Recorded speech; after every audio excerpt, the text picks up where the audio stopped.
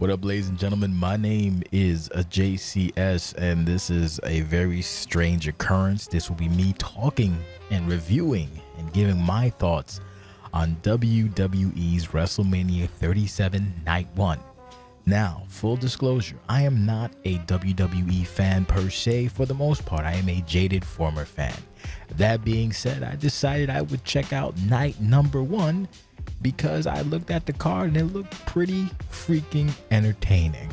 So I thought to myself, hey, let's watch it. And you know what? After watching night 1 of WrestleMania 37, I can wholeheartedly say this was a really, really good show. Color me shocked. I even listened to the pre-show while there was weather conditions. Pre-show, kickoff show, whatever you want to call it. It's not really worth discussing other than a couple of kerfluffles, but let's get on to the actual show. So the show starts at 8 o'clock. Promptly, we're greeted by weather, and what looked to be a show starting on time due to weather was not the case. So we had something that I found to be both annoying and insightful. In an effort to kill time due to weather condition while they evacuated the front area or whatever it is, they had pretty much a bunch of folks just start cutting promos backstage, and then they were cut to the front, and it would be Michael Cole, Samoa Joe in a poncho, which is now the stuff of legend, soaked, talking about how they're going to start the show eventually due to the weather.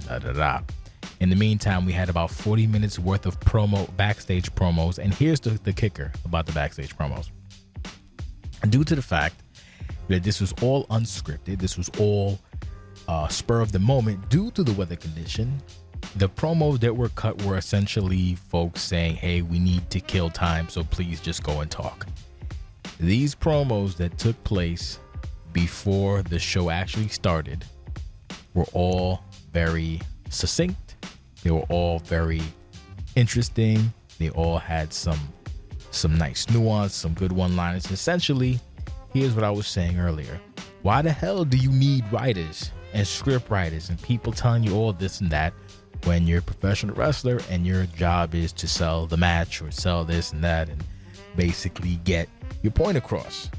The point I'm making in all this is that we have 40 minutes of, I would honestly say, entertaining and quality promos. And again, I'm not a WWE guy, but I gotta cause it like I sees it, and I was sports entertained. I was also laughing at Joe's poncho and the fact that, oh my God, Mania is not gonna happen because of a storm. This is ridiculous. This is hilarious. Tony Khan and God teamed up, and they're gonna stop WrestleMania. But anyway, the point is that we don't need writers. We don't need script writers. Let these people talk. No scripts, some bullet points, kill time, and do what you do best. Was thoroughly entertained for that 40 or so minutes. And then we begin the actual show. It's still a little bit raining here and there. We kick things off with Bobby Lashley, the Lasher, and Drew McIntyre. So Drew comes out first, and in my head, I'm like, I hope he don't come out with the sword because it's, goddamn storm outside. It's raining in Tampa and, lightning and all that good stuff. And sure enough, he comes out with the sword. He pulls this. I'm like, all right, well, he got the sword. Just don't draw attention to yourself. This son of a bitch puts the sword high into the air, and I'm thinking, I don't want Drew McIntyre to get hit by lightning. Come on, dog. And, he don't get hit by lightning. So, we have the whatever. Bobby Lashley comes out, does the whole shebang, nice video package, and they have the good old-fashioned hosserific match. Now, with these reviews, I'm not going to be super in-depth. I'm just going to give my quick thoughts, and we can keep it moving because we're not going to be here for an hour and a half talking about WWE. If you want that, there's plenty of quality channels where you can listen to that. This is just an abridged version, hopefully. So these two go back and forth, hosserific. From my recollection, Drew could not get his good old-fashioned Claymore kick. It was just, I dug it, man. It was good old-fashioned, just big, meaty men beating the ever-loving hell out of each other. And the fact that Drew did not one but two kick-ups to prove how athletic he is. He is very, very athletic, and Bobby took it to him. a bunch of slams. I got like a little bit of high risk. Long story short, Bobby gets the what they call it now? I think the Hurt Lock. They should call it the Hurt Locker, but that's just me. The Hurt Lock, and Drew, I guess, passes out. Maybe, I don't know. I guess that's what happened. But yeah, and lastly, retained. I thought that was good because honestly, the way they kept going on about how Drew missed out on a live audience, I figured, they gonna take it from Bobby. Again, I'm not a super fan, but you know, having Bobby as champ is kind of a big deal. So I figured, are they gonna are they gonna do what they do? Nah, they didn't. So I'm happy for Bobby. If you weren't happy for Bobby, then you're just weird. Moving on, we had ourselves the tag team turmoil match, and if I would say any match wasn't as strong, it would be this match. Now, that being said, a couple of things that I can remember. We had Lana and Naomi come out as a tag team. I guess they are a tag team. Again, I don't know. So Naomi slides, into position because that's what she does. She slides into position. So as she gets to the ramp or to the entryway before Lana, and I'm only saying this because I found it funny. So by the time she slides across and stands up, Lana's still like way behind. So already Naomi's just dancing the night away, and Lana's like, shit, I gotta get. So Lana catches up. So here's the funny thing about Lana. Lana is a traditionally and classically trained dancer. She went to, what the hell is the name of the school? Alvin Ailey, I think it is. Basically, it is a top dramatic dance school program, etc. You have to be a skilled dancer to be there, to study there, to I guess, I don't know, get your dancing credentials. Say what you will about dancing, but it's some serious shit. Anyway, so I just found it funny that Naomi is feeling the groove, and Lana's kind of like futzing around when Lana is actually a really good dancer. So I guess maybe that's part of the whole spiel. I don't know. I just found that to be incredibly hilarious because in my head I'm thinking that Lana could just keep up with Naomi and they bust a groove, but that wasn't the case. So tag team turmoil. I guess one team loses, the other team competes, and then whoever wins after everybody fights Nia. Is it Nia? Naya and Basil Goose, who I love. I love Basil Goose, Shayna Baszler. So we kick things off with Carmella, Billie Kay, and the combination of Lana and Naomi. Bing bang boom, Billie Kay. I appreciate Billie Kay's silliness. The funny thing is, why break up the Iconics if you're just gonna have her team up with Carmella? So I guess she's the goofy sidekick. Shenanigans are afoot, and I think, what was it? I believe, I'm trying to remember the finish of that part. So apparently Carmella helped Billie Kay win by kicking her back and giving her leverage for a pin. Naomi gets kicked out. Boom, boom, boom. Next team comes down is Liv Morgan and Ruby Riott, the Riot Squad rather. So here's the part that I dug the most. So Liv did the Harley Quinn cosplay from Suicide Squad. So shout out for that. Liv is fine like wine. Ooh, Lord. Can't get into that because we on YouTube and don't want to get canceled anyway. And I also noticed that good old Ruby looked like had a bit of a Joker vibe with the green hair too. Well, she naturally has green hair anyway, but yeah, so she had like a Joker inspired attire. So I found that to be neat. Riot Squad did pretty goddamn well, work really well together, and they defeated Billie Kay and Carmella after some shenanigans on Carmella's part. And we're off to the races. And then finally, the last team. Oh, actually, no.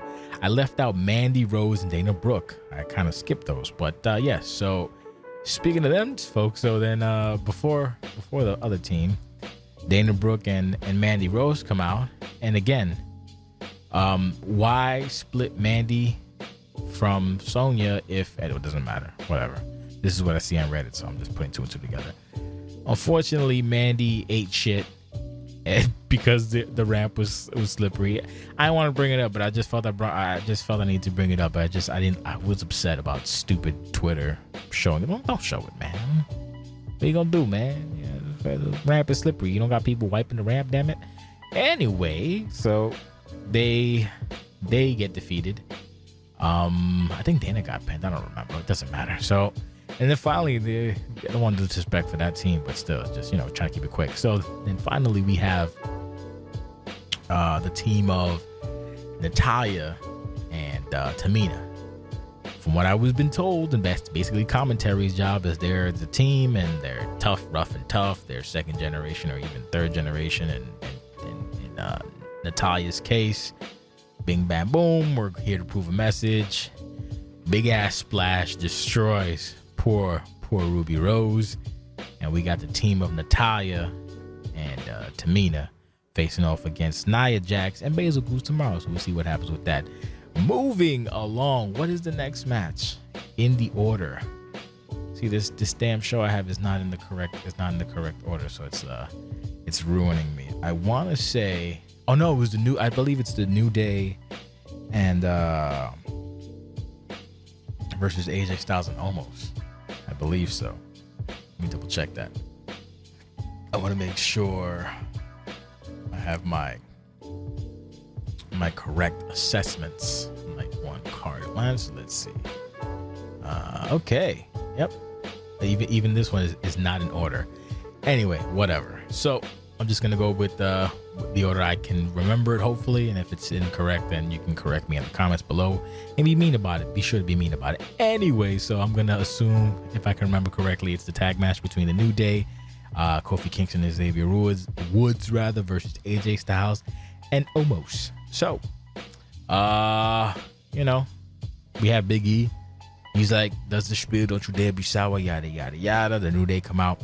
It kind of bummed me out that, Kofi and Woods matched, but Big E was just kind of in the default stuff because they've been having the same matching tires for the past, I don't know.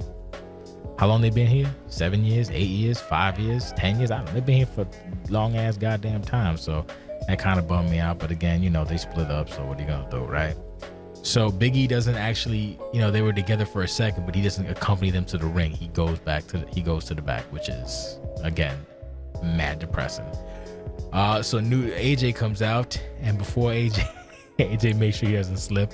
And Omos. So here's the thing about Omos. Omos is I don't know much. I just know that I guess he's AJ's enforcer. So naturally he's his tag team partner. And he is a big son of a bitch.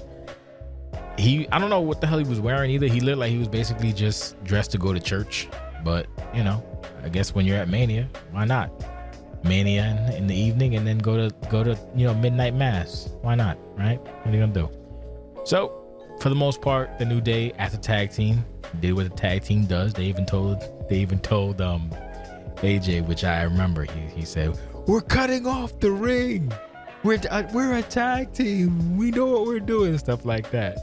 We're effectively cutting off the ring. They were talking trash to AJ and basically keeping him from tagging Omos because Omos is going to start the match, and then AJ opted to start. So essentially, the New Day was beating the dog shit out of AJ Styles for, I'm going to say, 85% of the match, making sure he could not tag.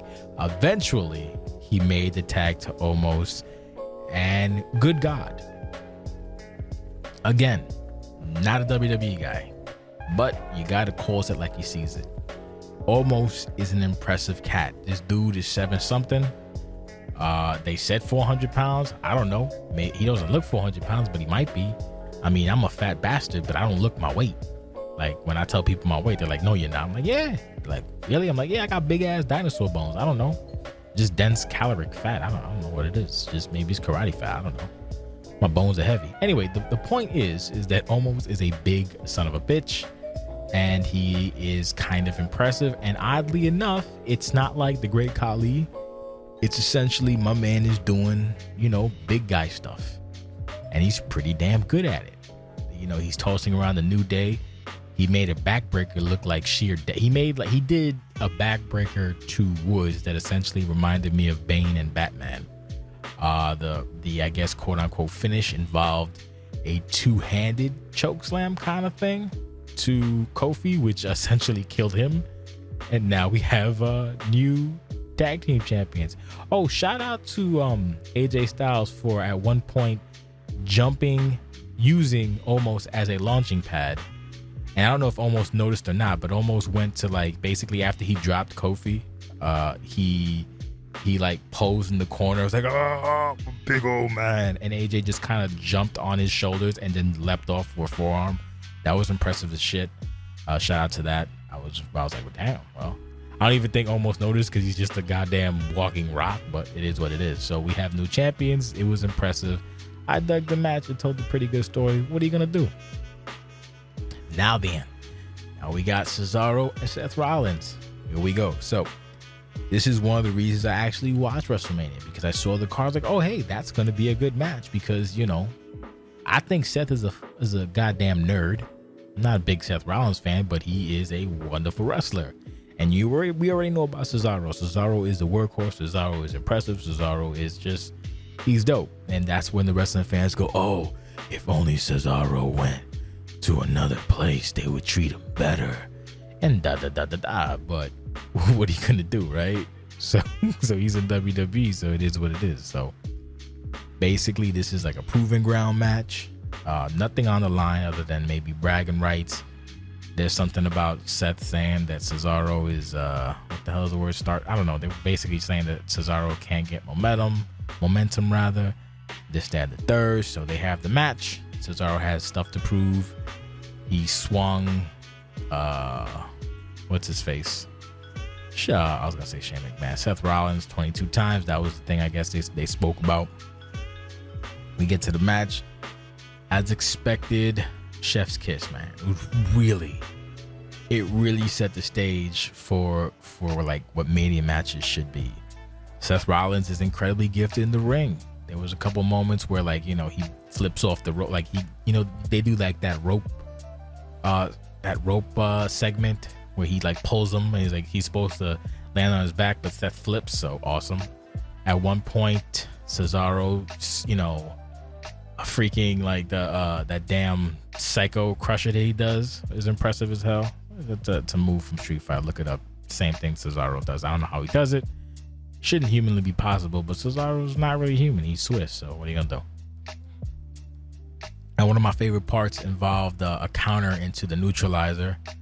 After he hit the neutralizer and then Seth kicked out, Cesaro tried it again with some kind of weird rebound counter, which I hope is in the next WWE game, because that shit looked really good. Seth went for a curve stomp at one point, and I don't know how to explain possibly what happened, because I'm not good at explaining things, but he went to do the curve stomp and it looked like Cesaro lifted, like used the momentum to hoist Seth up a little bit, and then he cracked him. So that was also impressive as shit. He does a swing one time, about 10 rotations, and the next one he winded up beating the record and hitting 23 rotations, which was also got the crowd going.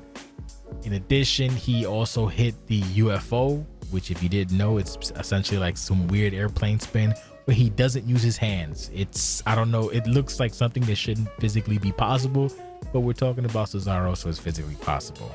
And then I think he hit the rebound counter thing into the neutralizer, which is what won the match. Either way, the match was good. I have head trauma. What are you gonna, leave me alone. Oh, you're not being, I don't care. I just felt like I should try to get as much out as possible before I forget, because I don't keep notes. I'm not professional. Anyway, moving on. We have a steel cage match. Oh boy, Braun Strowman, who I don't really particularly care about, and Shane McMahon. Shane McMahon's been on what, 3? Is this going to be 3 or 4 WrestleMania since he came back? He always has a match. And say what you want about Shane McMahon, but my guy delivers. Basically, you want to see Shane McMahon get his ass kicked, then he does. He obliges the fans getting his ass kicked. I call this the Proud Boy cage match. You can look it up why I said that. I don't care. Moving on. It's Elias and the other guy. They beat up the choo-choo train Braun Strowman man, and they hit him in the leg. And basically the idea is that now Strowman's hurt, and this makes sense, because now it gives Shane an opportunity to get in a lot of offense. Braun can't do much because his leg is hurt. He can't, but he can still punch you if he catches you. So it's a good back and forth match with Shane is actually for a majority of the match in the lead. And some people are like, why would he? Well, Strowman is injured. So that's why he would be in the lead. Shane would be. At one point, Shane's trying to climb out, gets caught. Another point, tries to climb out with the help of the Proud Boys and Elias, and that doesn't happen. Knocks him out. Big strong man knocks him out. Finally, Shane gets the advantage. Very brutal match. And he's actually outside on the other end of the cage. All he has to do is drop down. But this is professional wrestling, so it's not as simple as just dropping down. No. You have to whatever. So he has his arm in between the links, and he's making fun of Strowman. Strowman springs to his feet and basically looks like this is a part where if things could go sideways and people can get hurt, but it didn't happen anyway. Long story short, Shane has his arm stuck in the fence. Strowman pulls part of the damn cage off the fence part of the cage and pulls Shane McMahon through the cage, which is kind of cool. Dug it. So because Braun Strowman is not finished and because Shane McMahon has to kill himself at every WrestleMania, we're treated to a top of the steel cage in which Braun Strowman uses so much force that Shane McMahon flips backwards and lands on his ass and gets all busted up and, take that, Shane. So, it is what it is. Fun times. A couple of holy shit chants, maybe. I don't know. I have horrible speakers. What are you going to do? And to put the exclamation point, Braun Strowman picks up a nearly dead Shane and gives him that old Oklahoma running slam for the 1, 2, 3. And essentially, this is what you get for making fun of people and calling them stupid. So you beat up a millionaire. Okay. Didn't hate the match, honestly. It was a fun match for what it was. Now then, I think I covered most of the important parts. So we're moving on to the other match. One of the matches that sticks out as a good part in my mind, or a good whatever in my mind. Bad Bunny and Damian Priest versus Miz and John Morrison. Miz and John Morrison, these two are a dynamic duo ever since the days of when I used to watch WWE and they had their show. What the hell was their show called? Oh my God. What was it called? Tell me in the comments if you've listened this far and you remember what the Miz and Morrison show used to be called. They used to have it on the web on WWE.com. The download, maybe? I don't know. But it was a fun show, whatever. Anyway, so Miz and Morrison come out first. There's a bunch of bunnies jumping around, annoyed, stupid, but whatever. I guess they're cornballs. Miz and Morrison come out and they're rapping some weird hey hop hip. It's stupid. What are you gonna do? Dumb shit. Damian comes out. Damian Priest comes out. First time on Mania. Congratulations to mi gente. Very happy to see that. Fuck you, Dave Meltzer. And he's in the ring. And then Bad Bunny. So Bad Bunny, I guess he watched a lot of WCW or NWO because he comes in on a goddamn semi truck that gets driven into the arena while he's on the roof of the semi truck, of the trailer rather, being driven into the arena, which is kind of cool. In my head, honestly, I kind of thought that since him and Priest are a team, they should have came together on the truck. That would have been a dope visual, but I guess, maybe that's just not how it went. So it is what it is. So Bunny comes in with a dope ass entrance. The crowd is happy for another Latin American artist, or just a Latin American artist. Fuck you, Dave Meltzer. And we get on to the nitty gritty. The match begins. Damian Priest is here. Bad Bunny's getting a nice pop. Let me be real, I'm not a super duper fan of Bad Bunny. Like, I used to confuse him with Bad Bobby, the Cash Me Outside girl, but I've listened to his music because it's always on the goddamn radio. It's just that I'm old, so I don't, whenever the songs come on, I'm like, oh, okay. Like, the song, but you don't know who did the song. That's me. Anyway, back to the action. So we got Bad Bunny and Damian Priest. Damian Priest is going to start the match. Miz is like, nah, B, I want Bad Bunny. So Bad Bunny comes into the ring. So I'll save you all the pig and gristle. But essentially, Bad Bunny puts on a really good performance in the ring. You usually think that when the celebrity is involved in these kind of matches, right, you know, they'll do a couple of little things and keep it moving. I honestly figured what would happen is, you know, Bad Bunny will get in a couple of maneuvers, maybe a little high spot or whatever. Why am I talking like my wrestling guy like that? I'm sorry. I apologize. He'll get a top rope maneuver or something, and we'll call it a day while Damian Priest is doing the heavy lifting. Oddly enough, that is not what happened. Bad Bunny is actually doing a match with The Miz, and he's taking abuse. He's taking punishment. He's giving punishment. He's doing, you know, he did a freaking satellite head scissors. He did like a flipping counter arm drag. He's doing wrestling like a wrestler should. And what I read, because I actually wound up doing research while I was watching it, because I saw it on Twitter, that he actually moved near the Performance Center and trained constantly for this match. And it shows someone who is passionate about the wrestling business. You have to appreciate that, because this guy is what we would call a megalodon. Now, I know some of you reflective sunglass having in your truck / car / whatever in the middle of whatever Twitter are trying to be like, oh, I don't know that. Cool, whatever. No one cares about you. But the point is, the guy put in the work, mi gente, and it showed. And he actually carried a really good portion of the match. And when I say carried, I mean he held his own, while of course being working with Miz and Morrison. And then their job was to make sure he doesn't tag big ass Damian Priest. And, you know, eventually he got the hot tag. Damian Priest came in hot and started doing his, you know, his like Muay Thai type stuff, his kicks, his knocking son of a bitches, and then he choke slamming and everything else. At one point, Damian dives outside. He calls out for it. The Bunny gets to the top rope and he dives outside. It's crazy. And yo, my you know, at one point they hit Damian Priest and Bad Bunny, Grammy Award winning 2-time platinum artist, not a wrestler. Again, not a wrestler, a musical performer. Competed, held his own, and also did a freaking tandem parallel suplex to John Morrison or The Miz, I don't remember which is which, with his partner Damian Priest. It's a sight to behold. I would say that would probably be match of the night for me. But it's between that, Bianca, and the Drew. It's between that, Bianca, and the Cesaro Seth match. They all delivered. Anyway, so that being said, at one point it looks like Priest is about to seal the deal, but no. Out comes a counter, and Bad Bunny saves Damian Priest. I don't know how that looks on Damian Priest, but whatever. It is, but it's sports entertainment. What are you gonna do? I said that a lot, but I'm gonna say it again. What are you gonna do?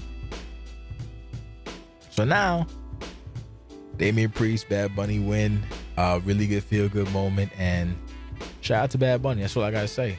And for anybody who wanted to say something stupid, like Dave Meltzer, fuck you. Anyway, moving right along, we got the main event, Bianca Belair and Sasha Banks for the SmackDown Championship. We know the history of this match. We know the significance of this match. It's the first time that two African-American, two black women are in the main event. This is a big deal. This is a special moment. And I know there's some trepidation from some fans who are like, oh, will Bianca be able to perform? Here's the thing, like the NXT people, they've been performing forever. They've been working forever, so everybody is skilled. Match did not disappoint in the slightest at all. It was I want to be fake verbose and just make up a lot of nonsense to just fill time, but I'm not gonna do that for you guys. I'm just gonna keep it 100. The match delivered, man. Sasha kept using the hair as an anti-weapon, and Bianca would counter sometimes, and it was just a really good, enjoyable wrestling match. And again, I gotta hammer this home so you understand. People that know me understand this, but maybe you guys listening might not. I am not a WWE guy anymore. I'm jaded. I'm burned. I'm scolded. I don't watch SmackDown. I don't watch Raw. I don't watch NXT. On occasion, I'll check out SmackDown for a couple minutes, but for the most part, it's highlights. I just can't do it no more. So for me to sit here and give my endorsement, I don't know. I don't think it doesn't mean anything, but it's just a testament to how good the show was. I was expecting typical WWE bullshit, and I was treated to actually wrestling. So I'm a very happy camper in that respect. This match it's gonna go down in history just for the simple fact of it, the historical elements regarding it. But it was still a really entertaining and hard-hitting match. At one point, Sasha dove out the ring, and you're like, oh, and knocked down Bianca, but Bianca fell, did the roll through, the John Cena maneuver where they kind of catch you and they roll and they do whatever. Caught Sasha, rolled through, then picked her up and lifted her over her head. Bianca had Sasha over her head as a military press slam, and then proceeded to walk from like one end to the other end, up the stairs, the ring steps, to the apron, and then toss Sasha into the ring. It doesn't sound like a lot, but when you look at Bianca Belair and Sasha Banks, you realize that Bianca Belair is a strong son of a gun. Jesus Christ. Bianca Belair is actually an athlete. Like, I didn't think about that bit like that, but again, doing a little bit of research, you kind of remember in your head, like, yo, she's actually a track athlete. Like, this is someone who I guess you would say maybe has a superhero gene or something like that. This person is deceptively strong, deceptively fast, deceptively agile, and it showed in the match, man. The match was hard hitting. There was so much power from Bianca Belair and then Sasha Banks being cunning. That at one point Sasha did like this kind of like bounce off spinning DDT thing. She used one rope to jump to the other one and then caught Bianca and drilled her and whatever. Bianca did the 630 and ate shit. Then Sasha Banks did a frog splash, didn't get the W. Went for the bank statement, used Bianca's hair, didn't miss. There was some kind of counter roll maneuvers done, and Bianca, avoided that. Bianca winded up hitting. What the hell did she hit? She jumped from the top rope. I think it wasn't a splash. It was something. It was something fan. It wasn't a 630 either. I don't think. Whatever. The point is, she hit it, and I thought that was going to be the match, and it wasn't. She kicked out. Banks kicked out. Bianca losing her mind, and she made good, like, you made it, you kind of felt it, like, oh my god, you felt it. In my head, I'm like, man, I hope Bianca wins, but this is WWE, so I'm sure Sasha's gonna retain, right? Whatever, because Bianca's is, I'm using air quotes, but new. It comes to, I don't know what the hell she calls her finisher, PKO, TKO, something like that. I don't know, whatever she called. Bianca calls her finisher. So Bianca's trying to hit it, and Sasha keeps evading. And then I don't know what the hell happens, but it's like some kind of weird turn of events where they're countering each other, and somehow Bianca like maneuvers and then just catches Sasha and drops her. Like, it was so good, man. It was so good. And Bianca is the new SmackDown Women's Champion. I think at one point, like right after she happened, Bianca went to like say something to Sasha, which I'm assuming would be like, oh my god, thank you, but you can't really do that. So she's like, shit. And she just got up and started, the emotions or whatever. So the crowd was happy. One dude dropped his kid to get into the camera, because how they pan to the crowd or whatever. So this one guy had he was holding up his son 1 second, and then they pan to somebody else, and then when they pan back to him, that little motherfucker's on the floor. So I think he dropped his kid trying to like put him up to the camera. Don't do that. The kid didn't ask for that kind of shit. Don't be dropping your kids, bro. So yeah. So Bianca Belair is the new SmackDown Women's Champion. This was me just giving my thoughts about WWE WrestleMania night 1, 37 night 1. It is what it is. I don't think night 2 is gonna be as good, and I'm probably not gonna do a follow-up for night 2, but if I do, hey, why not? And, you know, let me know in the comments if you're listening this far if you want to hear a night 2 recap. I'm not taking notes, just going off my dome piece. So it is what it is. Thank you for listening. You know, watch wrestling. Watch what you enjoy. Don't be one of those stupid Mark fans. Just enjoy what you enjoy. And if it's a good card, watch it. Like Mania. Mania's a good card. Night 2, I don't know. Night 2 is a couple matches I want to see, but I don't know. Oh, there was also some weirdness with Titus and Hogan.